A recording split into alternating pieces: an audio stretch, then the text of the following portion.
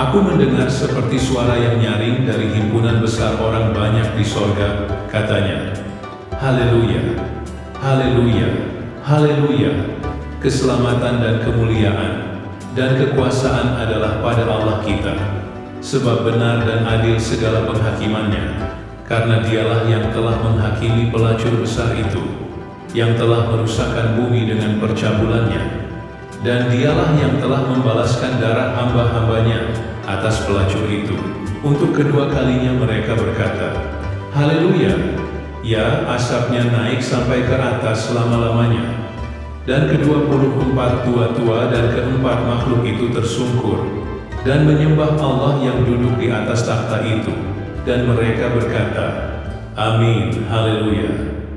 Maka kedengaranlah suatu suara dari takhta itu, Pujilah Allah kita, hai kamu semua hambanya, kamu yang takut akan Dia, baik kecil maupun besar. Perjamuan kawin anak domba.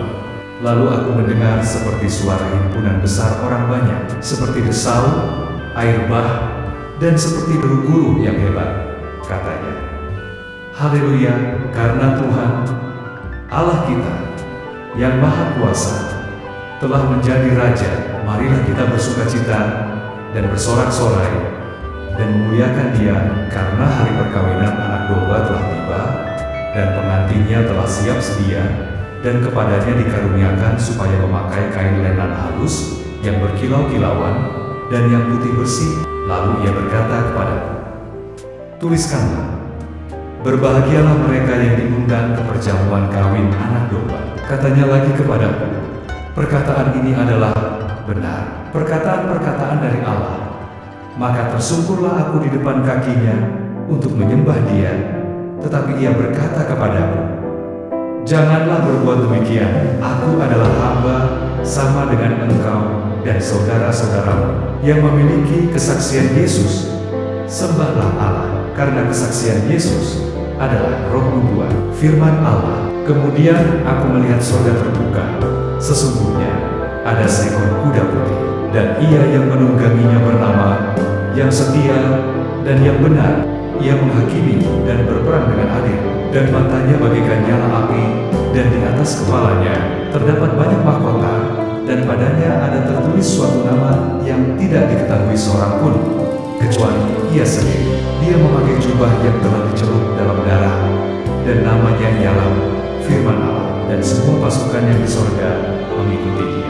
Mereka menunggang kuda putih, dan memakai lenan halus yang putih bersih, dan dari mulutnya keluarlah sebilah pedang tajam yang akan memukul segala bangsa, dan Ia akan menggembalakan mereka dengan gada besi, dan Ia akan memeras anggur dalam kilangan anggur, yaitu kegeraman murka Allah yang Maha Kuasa. Dan pada jubahnya dan pahanya tertulis suatu nama, yaitu Raja segala raja dan Tuan di atas segala tuan. Binatang serta nabinya dikalahkan. Lalu aku melihat seorang malaikat berdiri di dalam matahari, dan ia berseru dengan suara nyaring kepada semua burung yang terbang di tengah langit. Katanya, marilah ke sini dan berkumpullah untuk turut dalam perjamuan Allah, perjamuan yang besar, supaya kamu makan daging semua raja dan daging semua panglima, dan daging semua pahlawan dan daging semua kuda, dan daging semua penunggangnya, dan daging semua orang, baik yang merdeka maupun hamba, baik yang kecil maupun yang besar. Dan aku melihat binatang itu dan raja-raja di bumi, serta tentara-tentara.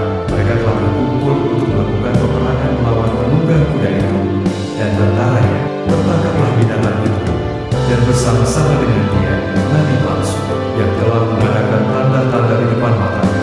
Dan dengan demikian ia menyesatkan mereka yang telah menerima tanda dari binatang itu, dan yang telah menyembah patungnya. Keduanya dilemparkan hidup-hidup ke dalam lautan api yang menyala-nyala oleh merah. Dan semua orang lain dibunuh dengan pedang yang keluar dari mulut penunggang kuda itu, dan semua bulu kenyang oleh dari mereka. Pesan dari Wahyu 19 ini adalah Yesus telah menang dalam menghakimi dan berperang, dan bahwa kita harus menyembah Allah.